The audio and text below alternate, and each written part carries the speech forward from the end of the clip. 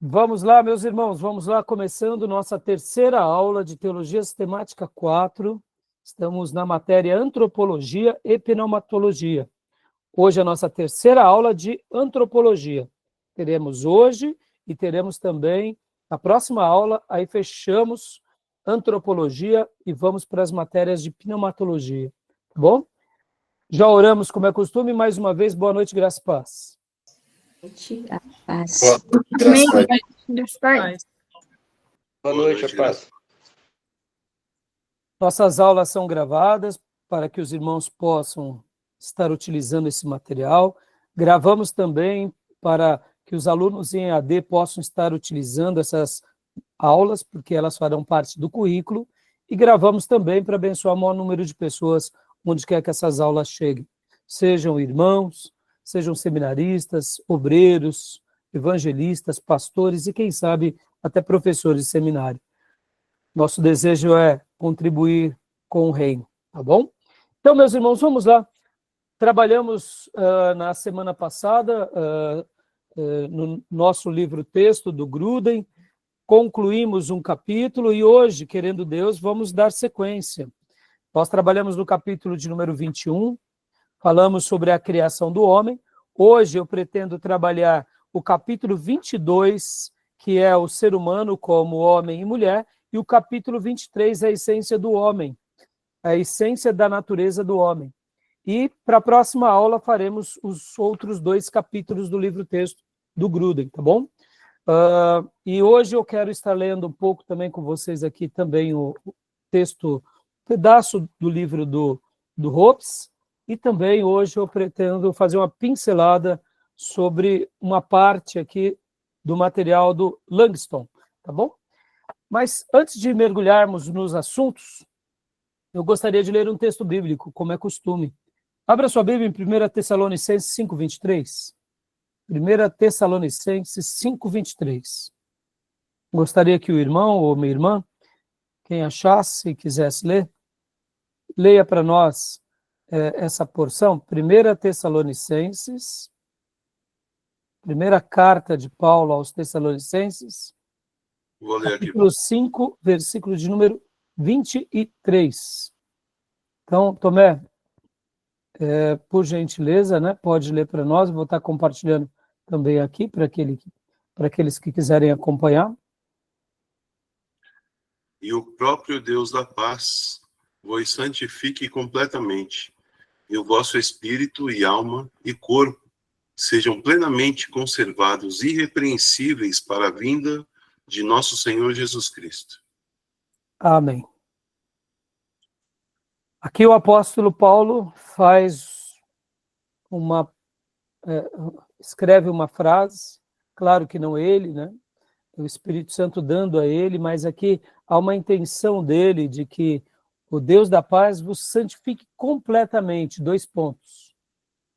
E o vosso espírito, vírgula, e a alma e o corpo sejam plenamente conservados, irrepreensíveis, né, para a vinda do nosso Senhor Jesus Cristo. Amém. Que Deus nos ajude na caminhada e que, assim como essa igreja se manteve fiel ao Senhor, que possamos ser encontrados também fiéis ao nosso Senhor. Amém? Então vamos lá, meus irmãos. Vamos trabalhar aqui no que temos para passar para vocês. E hoje, de uma forma, eu diria, um pouco mais objetiva, o que eu estarei fazendo aqui? O meu livro-texto, eu gosto muito de ir anotando, né?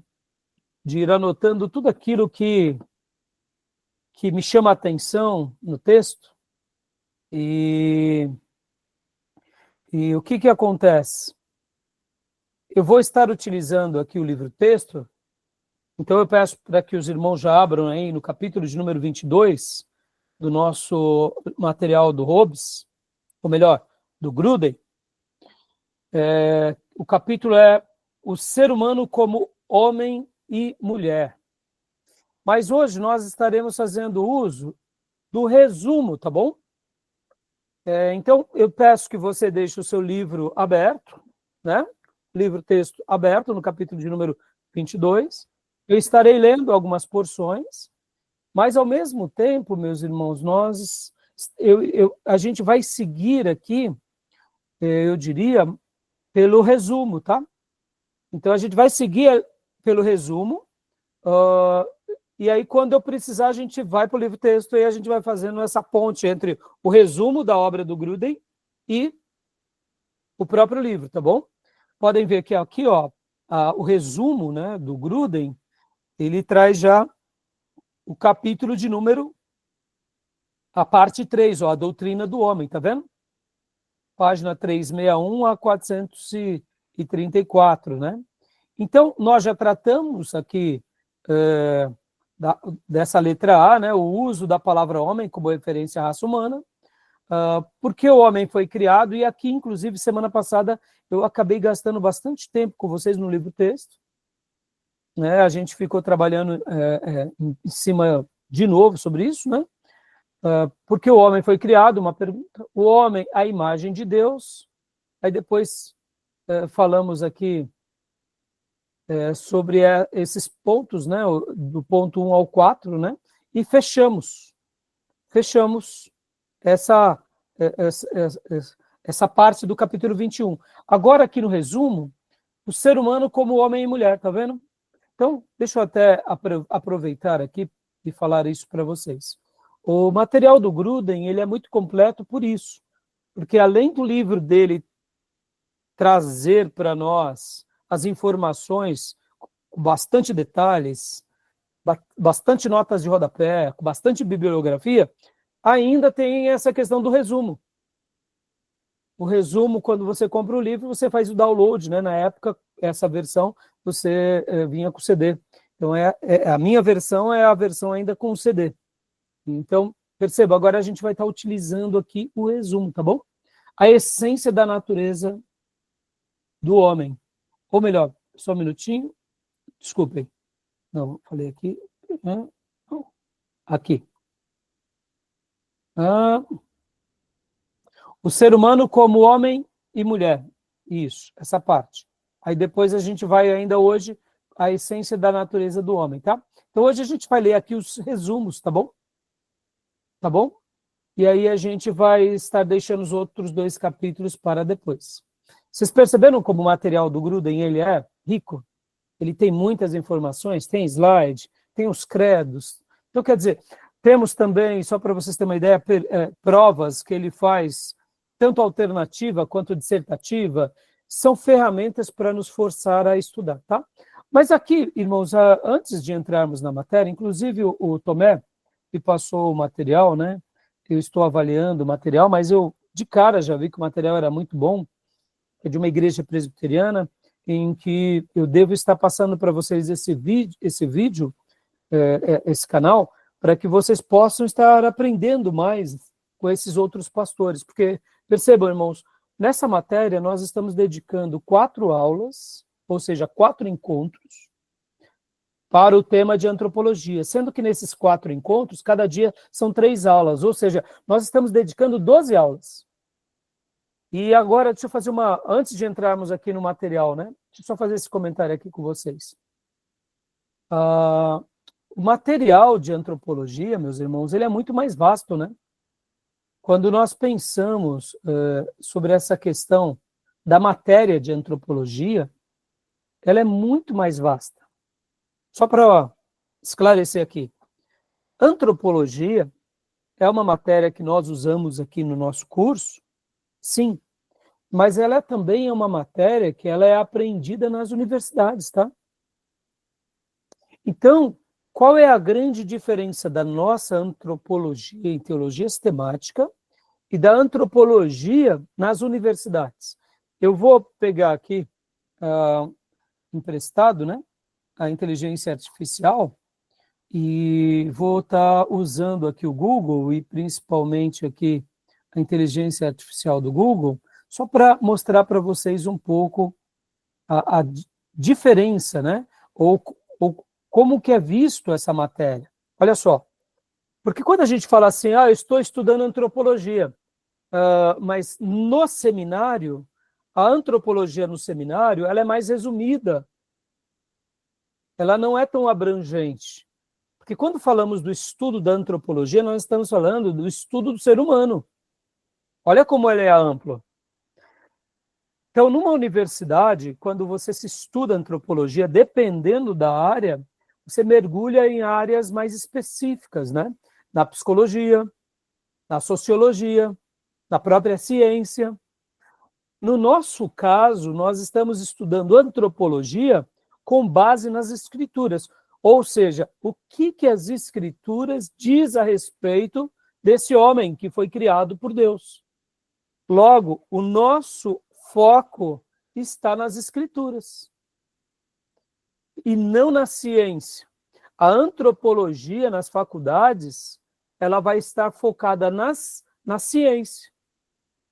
E diante da ciência, eles vão puxar e vão canalizar para aquela área. Por exemplo, se você estiver fazendo uma faculdade de sociologia, é no comportamento desse homem na sociedade. Se for em alguma área de ciência, de biologia, é como que é o gênero humano na sua fisiologia, na sua biologia. Então, percebam, se estivermos fazendo uma área, no caso, mais voltada à saúde mental, é antropologia voltada para o psique, para as coisas dos sentimentos, da mente. Se for para uma área até mais, quem sabe, médica, percebam como que vai abrindo, né, o leque, tá bom? Então, deixa eu até compartilhar aqui com vocês, olha só aqui, aqui, ó, matéria antropologia.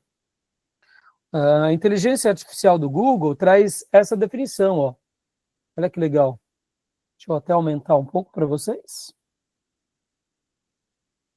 Olha que legal.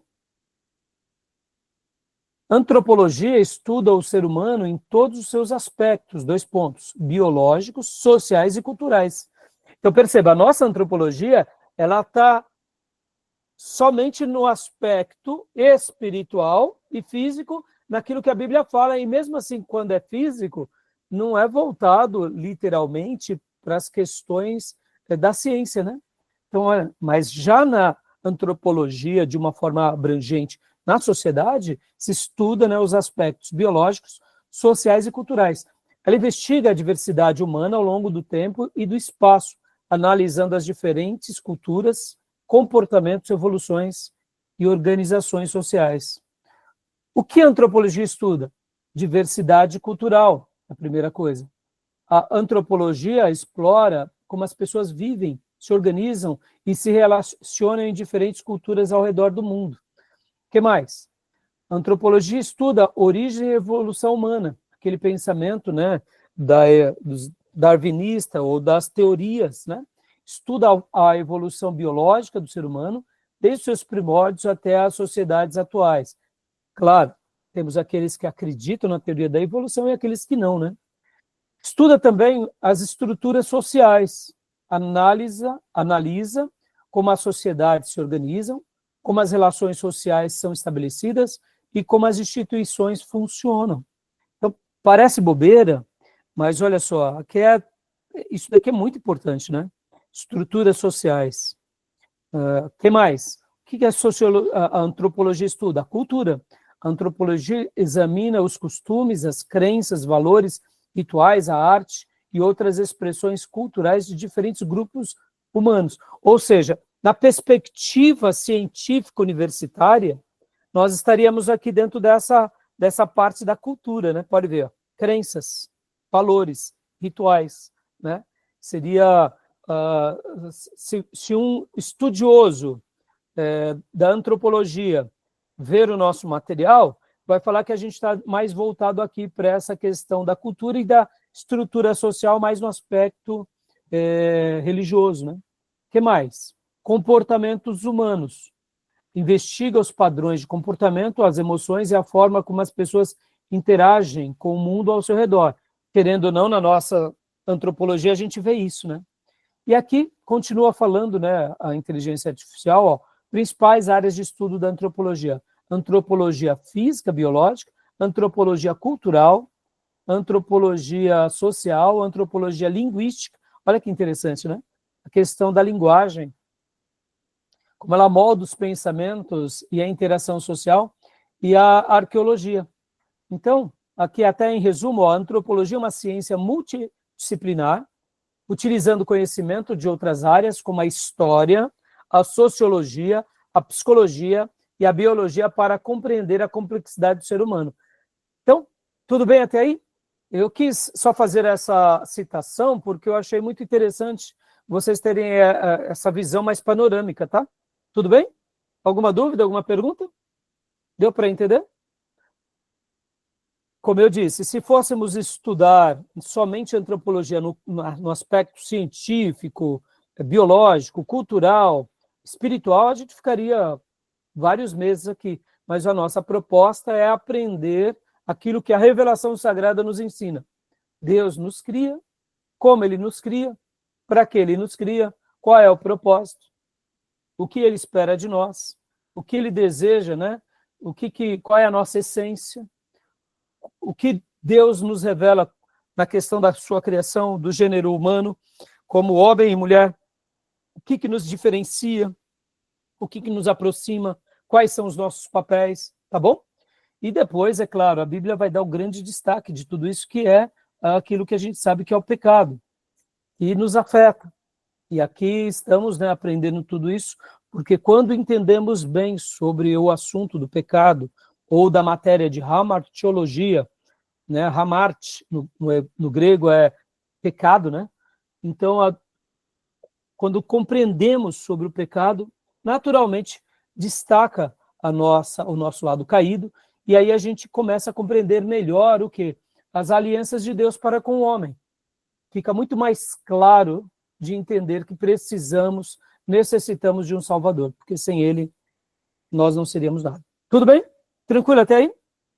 Joia, alguma pergunta, alguma dúvida? Joia. Tá bom? Alguém quer fazer alguma pergunta? Não? Tá bom. Então vamos lá, então, continuando aqui no material, né? Agora para o resumo, tá, irmãos? Então agora a gente vai mergulhar aqui no resumo, como eu mencionei com os irmãos, essa parte aqui, o ser humano como homem e mulher, aqui na página 7 dessa apostila, e a gente vai trabalhar um pouco agora, e vamos seguir aqui, né, essa parte, e a gente vai estar lendo o resumo e voltando para o livro, tá bom? Então, meu querido irmão Júnior, graça e paz, meu irmão, tudo bem?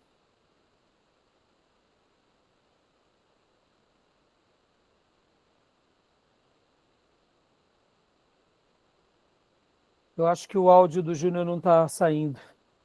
Então eu vou pedir para o meu irmão Tomé.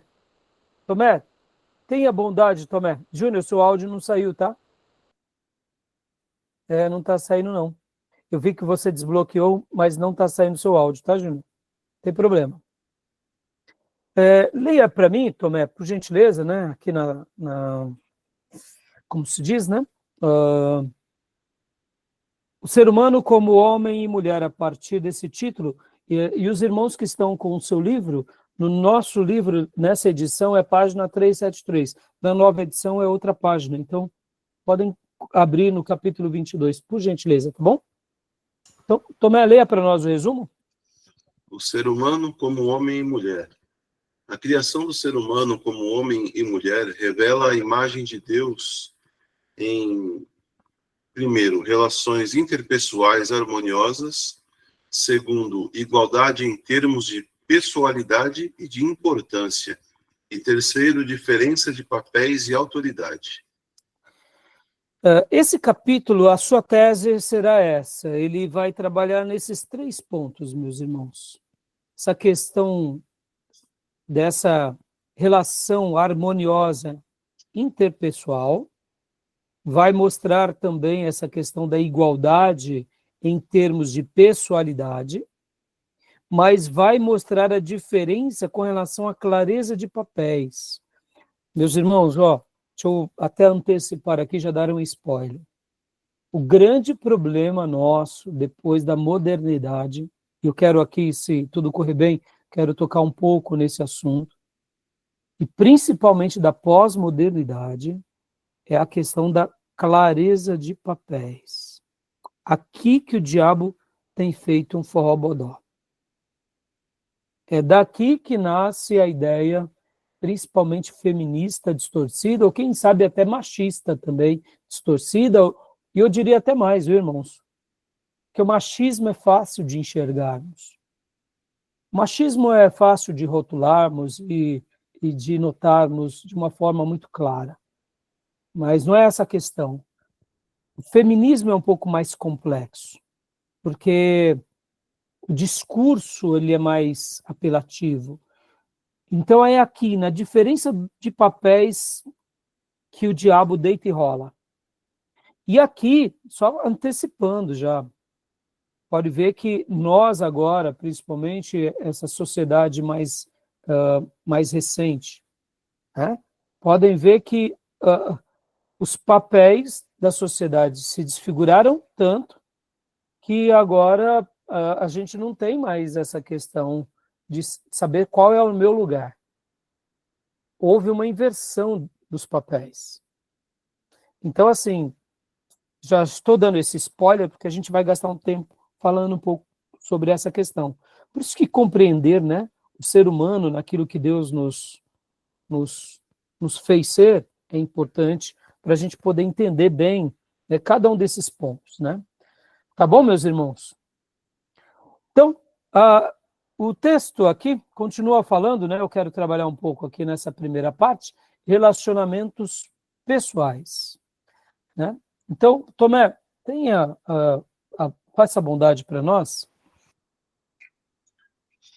Deus não criou os seres humanos como pessoas isoladas, mas, ao nos fazer a sua imagem, criou-nos de forma tal que podemos alcançar unidade interpessoal de várias formas em todos os modos de sociedade humana. A unidade interpessoal pode ser especialmente profunda na família e também na nossa família espiritual, a igreja. Entre o homem e a mulher, nesta era atual, a unidade interpessoal atinge a sua expressão mais plena no casamento, em que marido e mulher se tornam, em certo sentido, duas pessoas em uma. Por isso, deixa o homem, pai e mãe, e se une à sua mulher, tornando-se os dois uma só carne. Gênesis 2:24. Guardem bem, meus irmãos, as expressões. Eu gosto muito, irmãos. Eu sou aqui, hoje, inclusive, quando formos ler o Langston, eu sou apreciador de bons livros, sabe? Eu olho, por exemplo, uma palavra como essa, ó. A unidade interpessoal atinge a sua expressão mais plena no casamento. Percebam, é uma frase, mas nessa frase temos ideias maravilhosas aqui, conceitos e valores maravilhosos aqui. Então, qual que é a grande luta que a gente tem sofrido hoje na sociedade? Uma fragmentação da família. Começando por onde? No casamento. Ou vulgarizando o casamento. Relativizando o casamento. Colocando o casamento como uma coisa simples. Pastor, mas eu não vejo assim. Não, é porque já se tornou uma cultura. Não deu, casa de novo. Por quê? Porque é simples. É simples divorciar e é simples casar de novo. Pode ver que até mesmo as grandes indústrias e empresas, elas têm provocado, muitas vezes, não sei se vocês sabem, alguns comerciais destacam, muitas vezes, nas suas propagandas, essa questão da sua independência. Você tem que ter um eletrodoméstico que é seu, dando essa ideia de individualidade. Já pressupondo que aquela pessoa, mais cedo ou mais tarde, vai precisar daquilo para si. Por quê? Porque o casamento vai se fragmentar. Então, os nossos relacionamentos pessoais, eles têm, né, como aqui, o ser humano como homem e mulher, ele tem essa base nos relacionamentos, nessa unidade interpessoal. Deixa eu explicar uma coisa aqui, irmãos, antes de mais nada. Essa palavra interpessoal, né? Os irmãos sabem me traduzi-la? O que é algo interpessoal?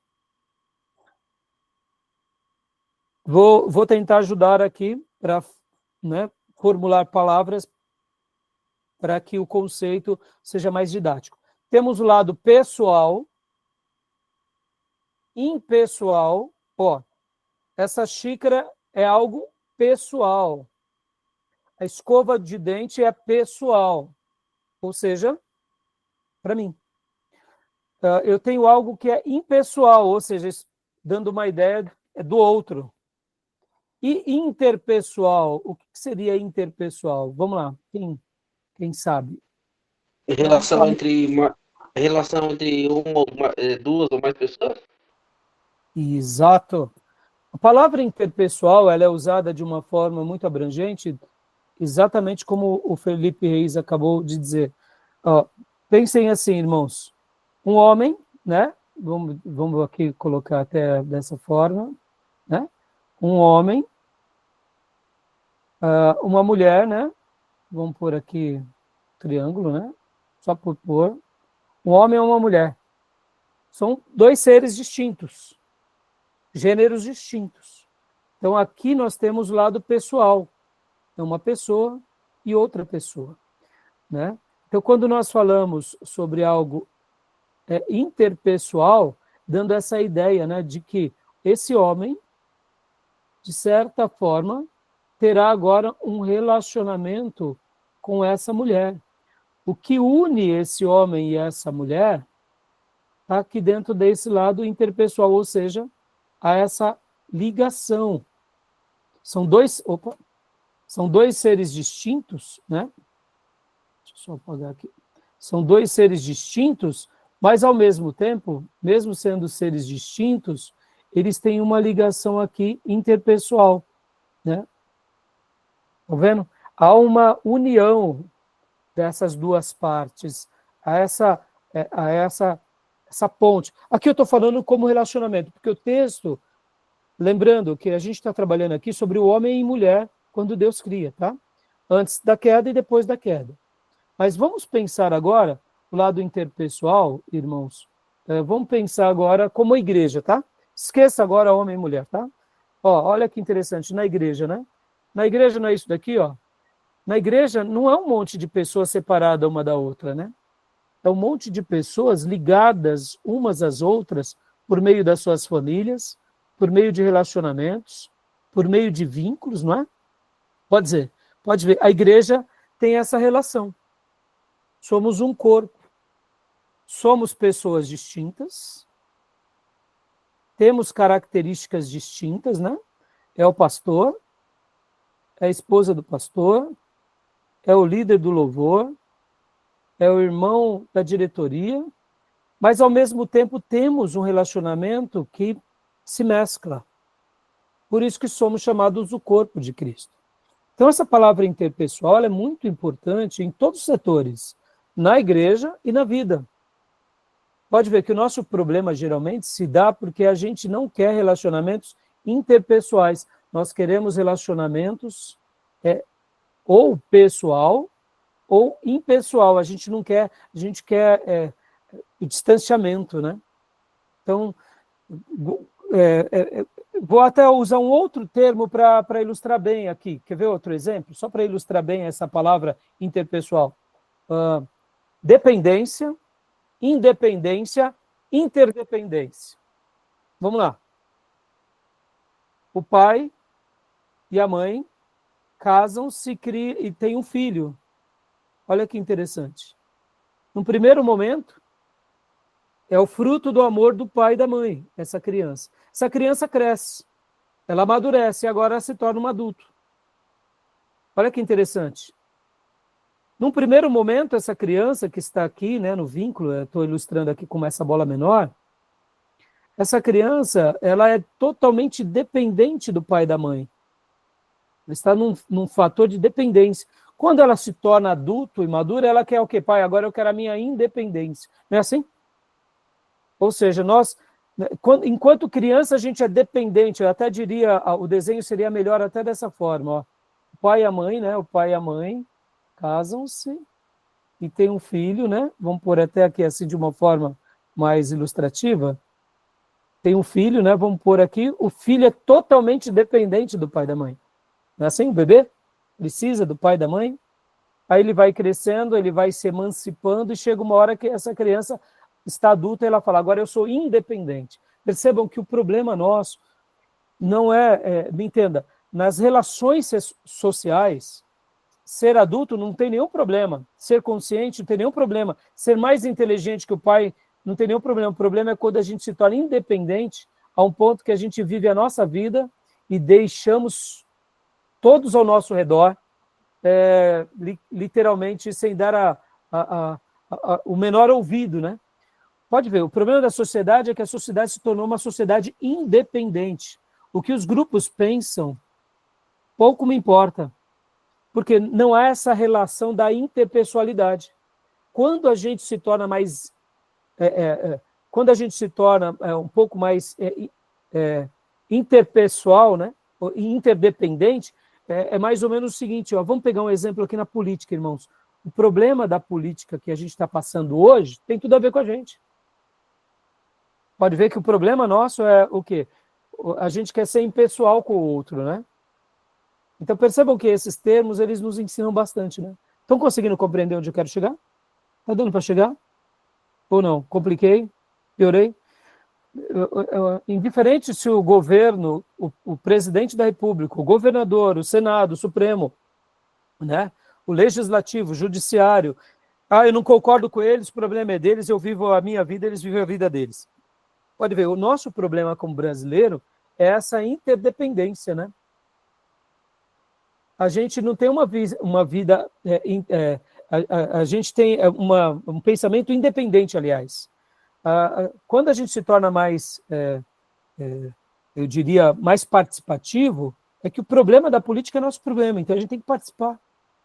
Estão entendendo onde eu quero chegar? Então, eu estou falando tudo isso porque o relacionamento que Deus nos cria tem a ver com esse lado interpessoal, como homem e mulher. E aqui no casamento há a expressão máxima disso. Tá bom? Voltando para o lado da interpessoalidade. Agora, uma última fala para a gente ir para o próximo ponto, né? Pode ver que Jesus, ele condicionou a relação dele com a igreja, a linguagem mais próxima do mestre foi a união de um homem com uma mulher no casamento. O casamento ele é tão sagrado para Deus que quando ele quis se expressar e a figura de linguagem que ele quis usar para denotar essa importância, ele usou a figura do casamento, do matrimônio, para vocês verem como o casamento é sagrado e como ele deve ser honrado. E quando a gente aprende a ter relacionamentos realmente pessoais, mas não independentes, mas relacionamentos interdependentes, nós amadurecemos na nossa relação. Porque a independência, no primeiro momento, parece ser boa, mas ela vai eu diria, nos aniquilar para aquilo que Deus formou para nós. Tá bom? Tudo bem até aí? No livro-texto, no finalzinho do livro-texto, no finalzinho da página 373, Beatriz, leia para nós, ali depois de Gênesis 2:24, leia um pouquinho, a página 373 em diante, que eu quero fazer um outro comentário aqui com vocês. Ali depois de Gênesis 2:24, tá vendo? A penúltima linha. Essa unidade não é apenas unidade física, é também unidade espiritual e emocional, de dimensões profundas. Marido e mulher unidos no casamento são duas pessoas que Deus ajuntou, em Mateus 19:6.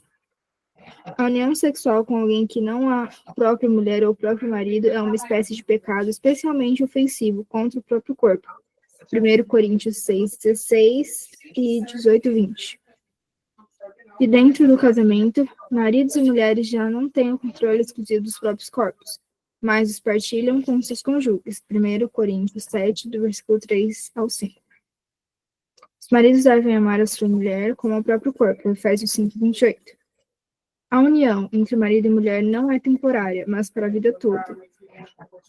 Malaquias? Eu quero... tá aqui Malaquias, mas eu não recordo agora o que diz, né? Mas Malaquias 2, 14 e 16. Em Romanos 7, 2. E não é banal, mas um relacionamento profundo criado por Deus a fim de retratar a relação entre Cristo e sua igreja. Efésios 5, 23 ao 32.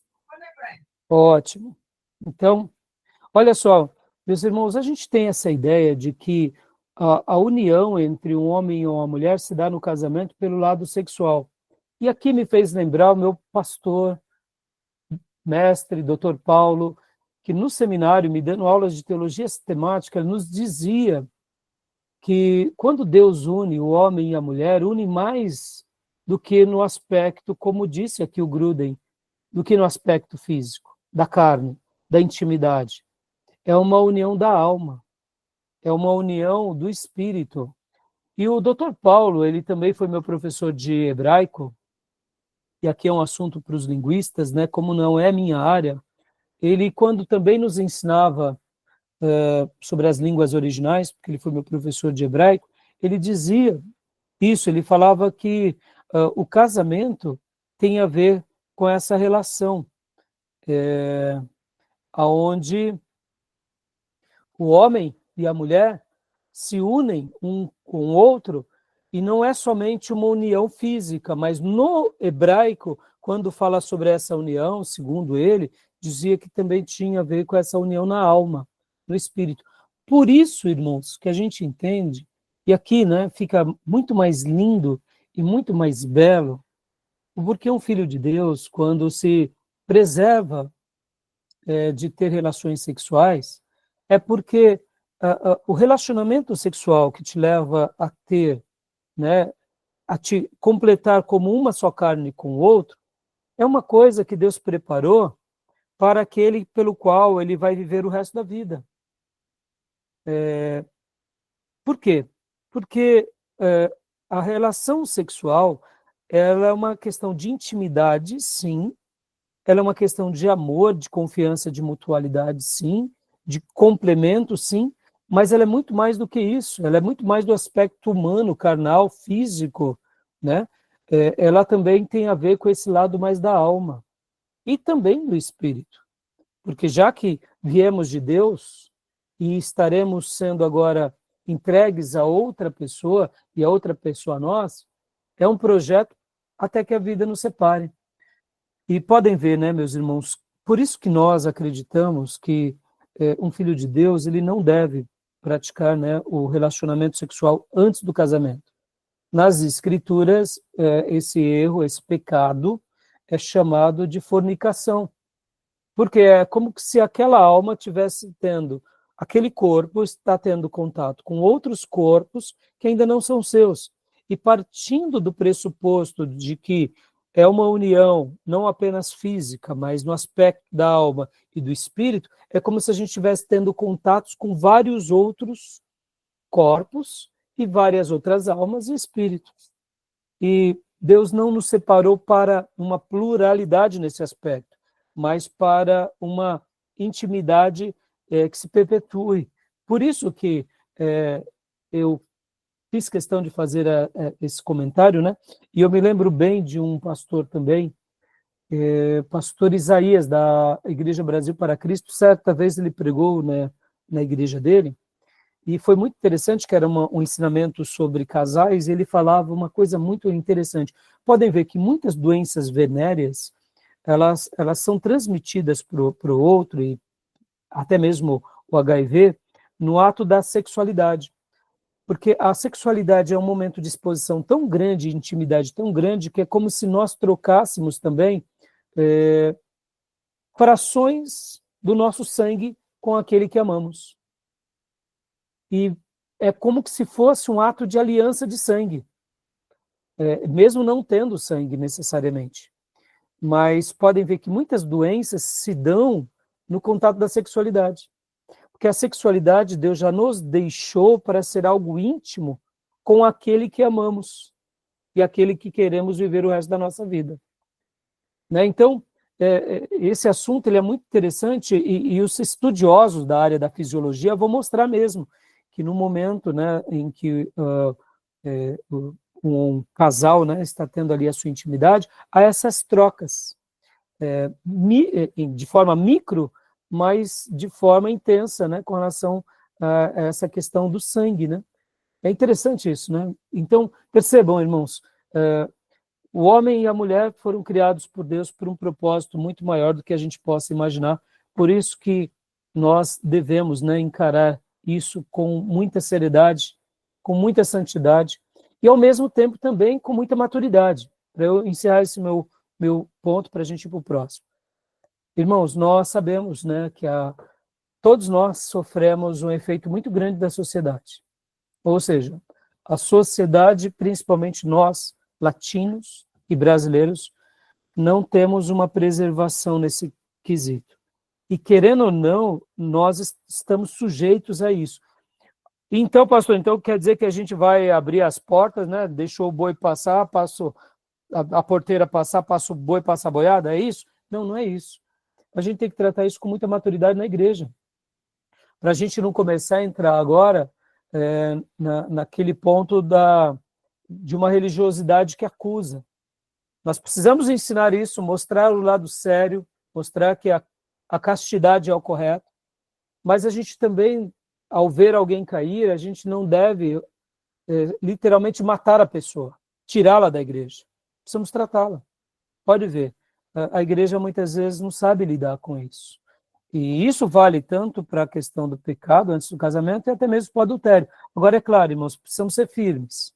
O fato de sermos firmes não significa que a gente vai fazer vista grossa. Mas a gente precisa saber tratar disso com muito critério, com muita franqueza. Porque senão a gente acaba sendo muito demagogo, tendo um discurso muito moralista, né? E isso também nos atrapalha. Esse moralismo não nos atrapalha. Pode ver, meus irmãos, geralmente o pecado do outro, né, ele é mais acentuado. Quando são os nossos amigos, a gente tenta ser mais complacente. Por quê? Porque falta, eu diria, honestidade na gente. Pecado é pecado com os nossos ou com os inimigos, né? Ou com os adversários, vamos dizer assim. Mas a gente não pode ser complacente, tá bom? Então, estou falando isso para a gente também saber lidar com essa situação, com maturidade, com franqueza, mas para que a gente também não vá, né, para o lado legalista, né? Porque o lado legalista também não ajuda, tá bom? Tudo bem? Tranquilo? E aqui só uma última frase, Beatriz. No último parágrafo da página 374, leia para nós. É o último parágrafo da página 374? Isso. Quanto a Jesus, a situação é singular, pois ele é ao mesmo tempo Deus e homem, e Senhor soberano de toda a criação. Em vez de se casar com outro ser humano, ele tomou toda a igreja por noiva. Ver Efésios 5, do 23 ao 32. Joia. De cada membro da sua igreja, uma unidade espiritual e emocional que perdurará pela eternidade. Joia, obrigado, Beatriz. Eu pedi para você ler essa parte, Beatriz, porque o que acontece, né? Aqui, né, o autor, um pouquinho antes, ele tinha mencionado algo bem curioso. Ele tinha falado sobre a questão de ter uma pluralidade dentro da Trindade, ou seja, ele falou o seguinte: assim como Deus é Pai, Filho e Espírito Santo, e agora o homem é homem e mulher, né? Então ele quis dizer o seguinte: o Pai é Pai, Filho e Espírito Santo, há na Trindade há esse lado interpessoal, né? Ou seja, a Trindade como Pai, como Filho, como Espírito Santo, tem essa interação, né? Então, o autor aqui, ele estava trabalhando um pouco dentro dessa ideia, e ele estava explicando de uma forma um pouco mais abrangente esses aspectos, né, sobre essa interpessoalidade, tá bom? E aí ele estava esclarecendo sobre essa questão. Então, aí depois ele fala o seguinte, que nós, seres humanos, somos homem e mulher. Se na Trindade há três, no gênero humano, há o homem e a mulher, né? Tem coisas que não tem uma relação, tá? Tem vezes, irmãos, que não tem uma relação, tá bom? acontece isso, tá? Só estou explicando para vocês para a gente poder prosseguir aqui, tá bom? Beleza? Algum comentário, meus irmãos? Alguma dúvida? Algum acréscimo? Não. Não? Joia? Então tá bom, vamos lá. Continuando aqui, leia para nós, irmã Elisângela, aqui o resumo, ó. Igualdade em termos de personalidade e importância. Aqui no resumo, tá?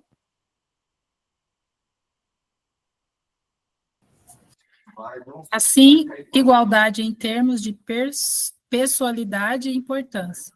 Assim como os membros da Trindade são iguais na sua importância e na sua plena existência, como pessoas distintas. Também homens e mulheres foram criados por Deus, iguais na sua importância e na sua pessoalidade. Quando Deus criou o homem, os criou homem e mulher, à sua imagem. Gênesis 1, versículo 27 e 5, do 1 ao 2. O homem e a mulher foram feitos igualmente à imagem de Deus, e tanto homens como mulheres refletem o caráter divino. Isso significa que devemos enxergar os aspectos do caráter de Deus uns nos outros. Joia. Aqui está o caroço de angu. Ora, se há igualdade em termos, então somos iguais, ponto passivo, decidimos igualmente. Os nossos direitos são iguais. Estão entendendo onde começa aqui? Ora, mas se a Bíblia dá um destaque a essa igualdade, onde está os papéis? Como que a gente soluciona isso? Já antecipando, a gente soluciona na questão da diferença de papéis. Mas percebam, o grande problema da sociedade é aqui, meus irmãos. Já que...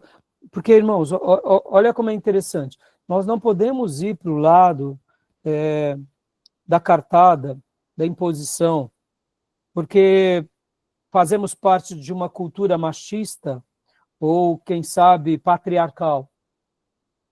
Então, seria usar da Bíblia de forma errada. Podem ver, quando um exemplo disso bem claro é quando é levado para Jesus a mulher que estava em adultério, a mulher adúltera. Eu te pergunto, alguém adultera sozinho?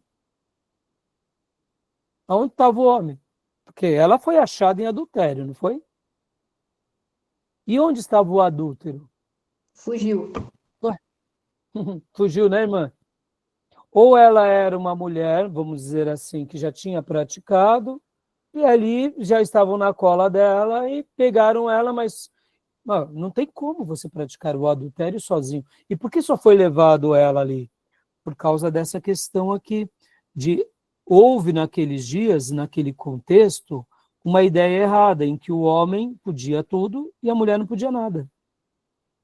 Então, percebam, para a gente não ter nenhum problema aqui, é muito simples, irmãos. Diante de Deus, todos nós somos importantes, somos amados, somos honrados. Ou seja, o que o varão representa, a varoa também representa, o filho representa. Não há acepção diante de Deus. Para que a gente não fique com nenhuma dúvida. O problema é que a gente é fruto do meio. Lembra que eu mencionei há pouco? Somos fruto do meio. Pergunto a vocês, por que a nossa sociedade se enveredou tanto, e principalmente aqui o Ocidente, para o feminismo? Vocês sabem me dizer o porquê? O que vocês acham? Seria apenas por causa dos direitos das mulheres? Porque elas descobriram, elas estudaram? O que vocês acham? Vamos lá, vamos fazer um debate aqui. Pastor, eu acho que por trás tem influência maligna, né? Tem uma certa seta maligna, porque querem acabar com o padrão que Deus impôs, né? Como você falou aí. Ambos têm o mesmo valor, mas Deus fala que o homem é cabeça e a mulher é adjudora. E aí estão querendo criar o feminismo para poder inverter os papéis. Agora, olha só, Diego, você está certo, é coisa do diabo, é óbvio. Mas perceba, irmãos, nada acontece por acaso, sabe? Nada é tão assim aleatório. De repente alguém teve uma ideia do feminismo e a coisa se enveredou. Não, não foi assim, irmãos. Sempre vai tendo o quê? Vai tendo uma distorção em alguma área, e aquela distorção ela vai virando uma cultura, e depois ela vai se sedimentando, e ela vai se tornando um padrão. Quando vai ver, vira um hábito. Vou só explicar aqui. Bom, alguém quer comentar mais alguma coisa sobre isso? Por que, né, a gente chegou nesse padrão? Quais são as opiniões de vocês? O Diego já deu uma ideia? Pode falar, Elisângela. Eu acho também que envolve política, pastor. Querendo ou não, acho que envolve um pouquinho de política nisso também. Joia. Tem a ver também. O que mais? Alguém quer comentar mais alguma coisa? Eu acho que a princípio nem foi tanto assim militarismo, se for pegar o começo.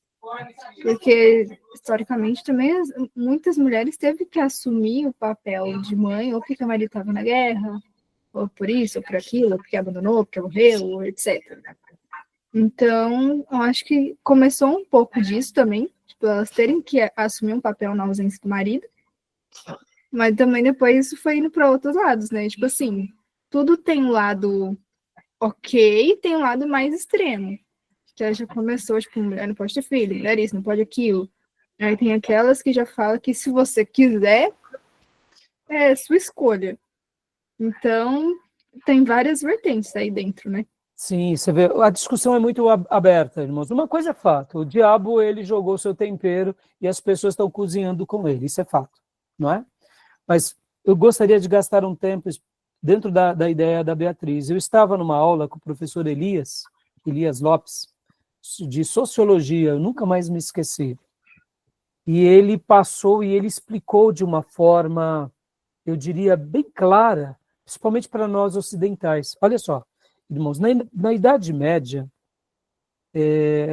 até na Idade Média, é óbvio, o machismo sempre existiu na Idade Antiga, nos dias de Jesus, tanto é que Jesus, ele foi até mal compreendido, porque ele restaura o papel da mulher naquela sociedade que tinha sedimentado o machismo. Pode ver que alguns servos de Deus no passado não eram machistas, mas nos dias de Jesus a sociedade era machista. E Jesus resgata a dignidade da mulher. Tanto é que nesse episódio da adúltera, ele mostra como jogaremos uma pedra se todos nós temos também pecados. Então perceba, Jesus não estava dizendo que o adultério podia, mas ele estava mostrando que aquele ato de hipocrisia era muito mais vil do que o próprio pecado dela, porque enquanto outros pecavam também e queriam matá-la, ela tinha cometido um delito. Ou seja, como pode outras pessoas, querendo cometer delitos tão grandes, achar que o delito deles é legítimo em virtude daquela mulher? Agora, voltando ao pensamento que a Beatriz acabou de desenvolver, o professor Elias explicou uma coisa curiosa que eu jamais me esqueci, que na modernidade, logo depois da Reforma Protestante, a modernidade foi aquele período onde se criam as grandes empresas e indústrias. Os homens foram trabalhar nas minas de carvão, as mulheres ficavam em casa. E os homens se dedicavam nas indústrias, tanto de carvão quanto nas grandes metalúrgicas.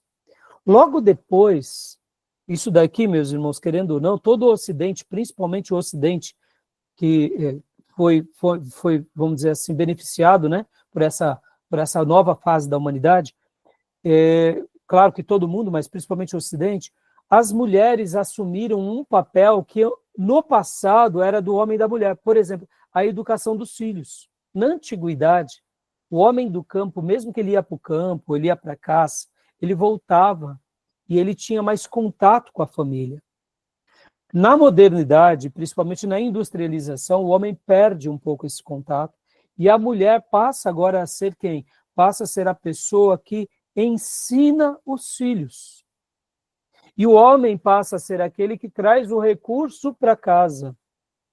Querendo ou não, foi criando, então, vamos dizer assim, uma nova configuração no papel masculino, que ele é o provedor, que ele traz os recursos, mas a educadora é a mãe.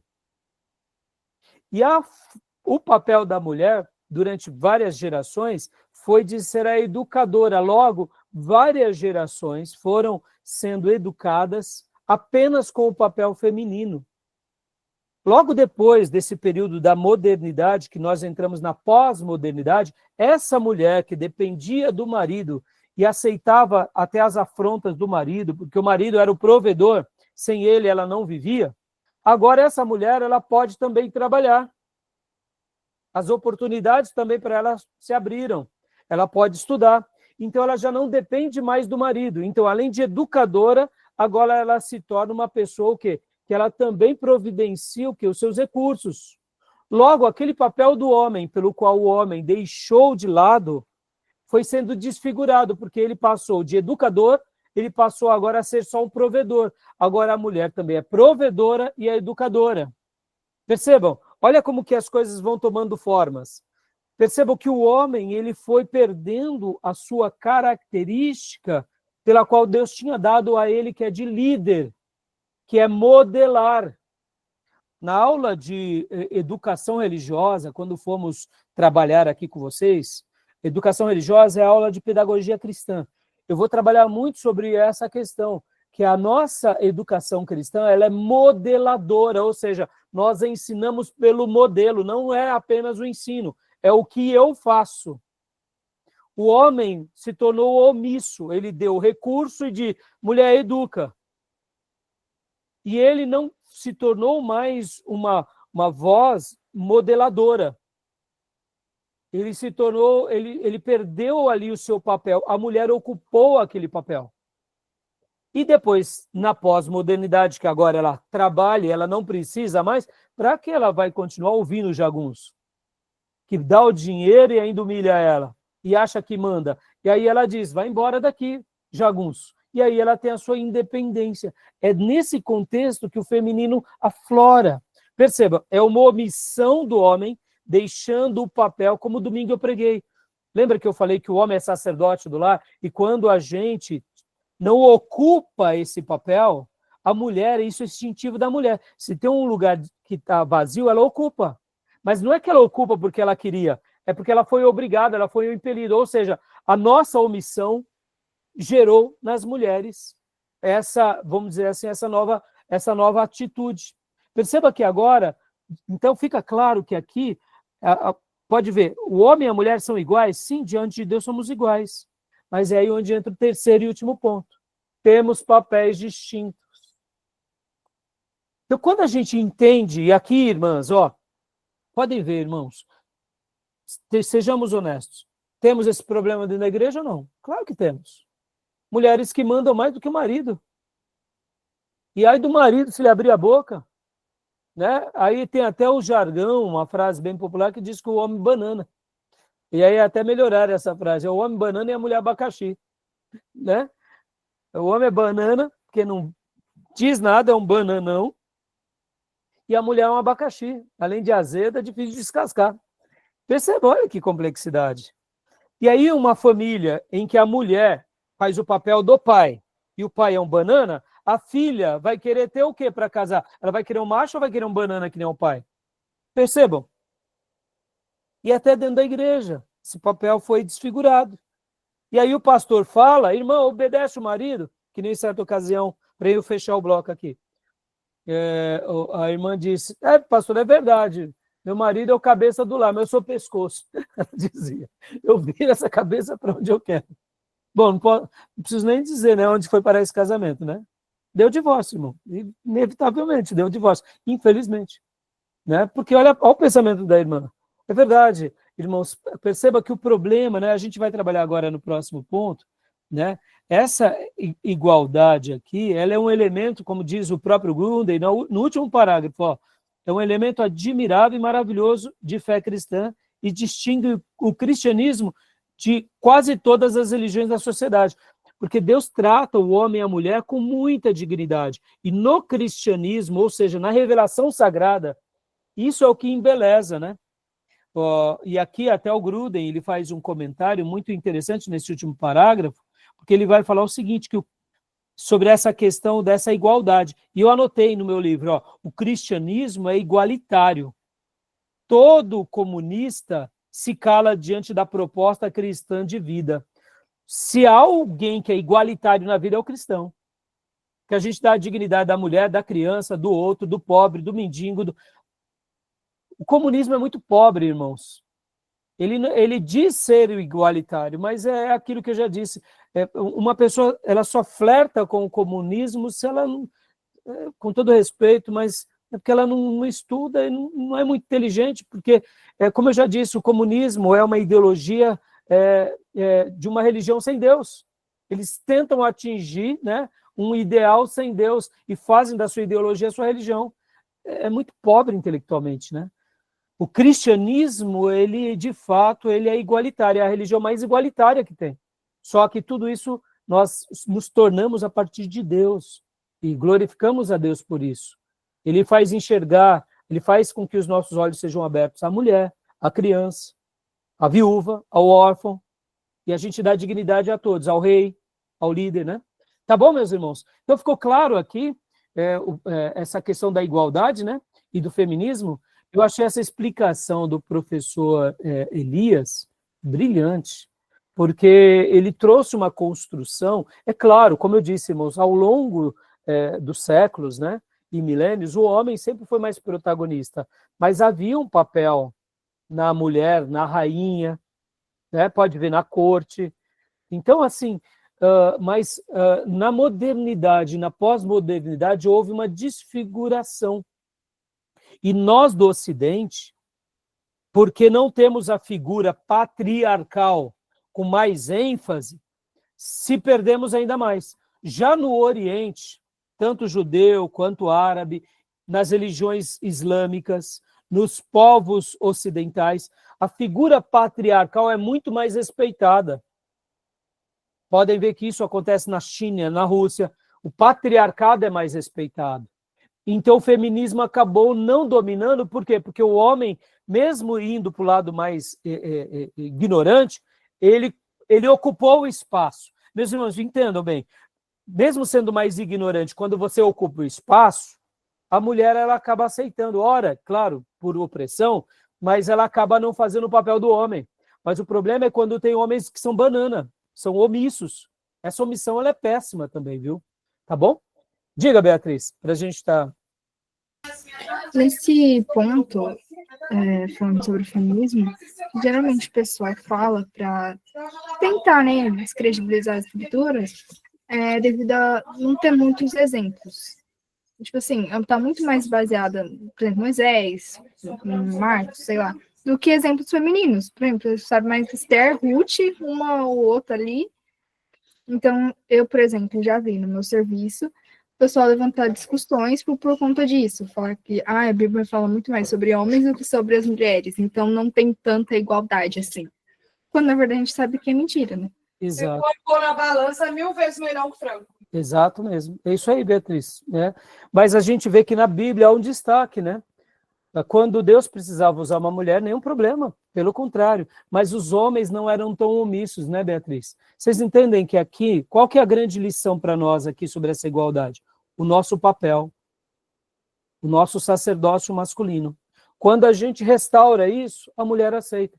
Há um livro chamado O Homem que é Homem. Maravilhoso esse livro, irmão. Maravilhoso.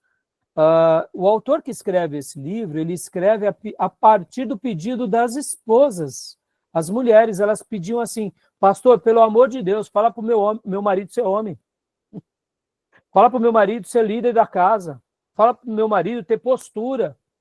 E tanto ele ouvir palavras assim, ele começa a chamar e ele escreve um livro dedicado aos homens, dizendo, irmãos, as mulheres querem ser protegidas. Elas precisam de um homem. E quando a gente não cumpre esse papel, elas se sentem desprotegidas. E não é o recurso, não é o dinheiro, é o papel, é o exemplo. Né? Então você vê, nossa sociedade se desfigurou. Mas por isso que a igreja é importante nesse aspecto. Diga, Marcão. Eu ia comentar aqui Complementando isso que o pastor falou, né, e o que o Diego falou a princípio, que isso daí realmente eu acredito que seja de origem demoníaca, porque essa desconstrução do homem foi, na verdade, condicionar o homem a isso, né? Não foi meio que o homem que abandonou. Por exemplo, em 64, quando o comunismo estava se expandindo no mundo através das guerras, e aqui ele foi barrado pelos militares, aqui eles tiveram que se reinventar. Então, eles entraram nas faculdades, entraram na vida pública e se reinventaram e começaram a se espalhar de forma doutrinária. E enfiaram na cabeça das mulheres da época que havia um patriarcado, que o homem era machista, que isso, que aquilo. E acabou que chegaram num ponto de que o homem não pode mais nem elogiar a mulher, que é assédio. Então, ele foi condicionado a deixar de ser homem para satisfazer a mulher. E hoje a mulher não quer mais esse homem que ela desconstruiu, porque chegou a esse ponto. Não, isso tem a ver também, é verdade, Marcão. Agora, olha que interessante, irmãos, quando eu falei há pouco sobre a modernidade e a pós-modernidade, se a gente for fazer uma avaliação, né, até nos costumes, aquela mãe que criou os filhos começaram também a ser até vestidos e começaram a usar coisas que as mães gostavam. Foi isso que você falou, o condicionamento social, sabe, Tomé? E querendo ou não, hábitos femininos foram sendo dados aos homens. Então, percebam, esse condicionamento acontece, mas, Tomé, é aí onde entra o nosso posicionamento como servos de Deus, né? Como igreja. Percebam como a igreja, irmãos, ela caminha na contracultura, né? O que o Tomé falou, exatamente. Foi condicionado? Foi. Opa, pera lá, aqui está errado.